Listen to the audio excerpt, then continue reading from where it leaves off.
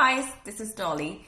I'm back with another video for our technology fix-it service. So today I was thinking that I'm going to show you on how to use maps for the Android phones and also for the iOS, which is the Apple. So let's get started with it.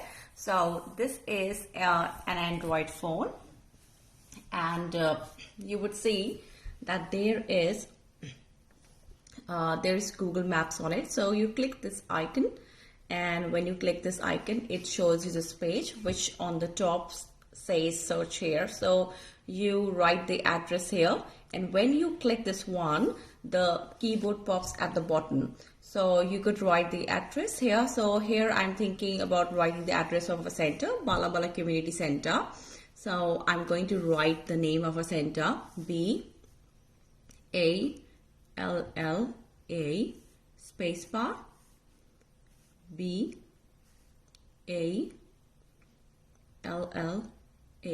Now, as you see that I have written just the name Bala Bala, and Google showed me all the suggestions. So yes, I'm looking for the Bala Bala Community Center, and I'm going to click that suggestion because that's where I want to go in the Google Maps. And then it takes me to another page which shows on the left side directions. That's a blue box. So you click that blue box, directions, and then it takes you to this one where it has calculated the time it is going to take from your location to Bala Bala Community Center, which shows in the little car sign is 26 minutes. And when you press the start sign, it is going to take you to that location. So if I press the start sign here, Bala Bala Community Centre may not be open. Head east on Lehman Grove towards Everly. So you see that how it works, and with the little crossbar at the left side, you can actually move back. So, and if you want to go onto the main menu, you just click the little sign in the middle, the little icon in the middle. So that's about using the Android phones. Now moving on to the Apple.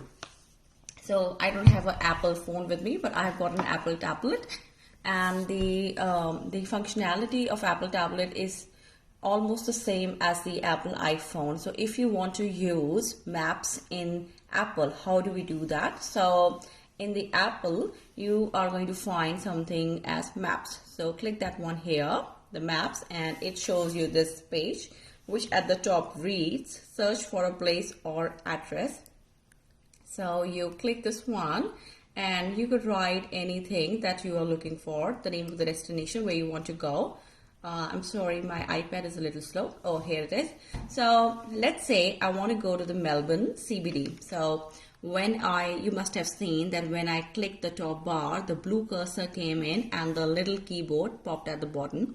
So I'm going to start typing in. So I want to go to the Melbourne. So I'm going to use the keyboard and start writing in. So it is M and E and L. So you see that when I wrote all that, it's already giving me suggestions like Melbourne CBD, Victoria, Australia. So I want to go to the Melbourne CBD. I'm going to click this one, the Melbourne CBD, and it takes me to this page, which on the left side reads directions. It's very similar to the Android one. There's not very great difference between the two different phones. So you click the directions, and when you click the directions, it is actually calculated from your location to the Melbourne. So it's on the drive, and then you click the start button. So when you click the start button, you would see that it has calculated your distance, which is 49 minutes.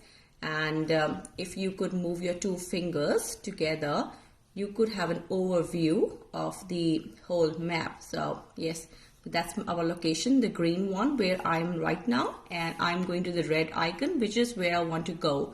And when it's all done, you could press the end button. So this is about for today. If you got any questions, please write to us in the comment box, and we will make sure that we address all your worries. Till the time we meet again, take good care guys, and have a lovely day.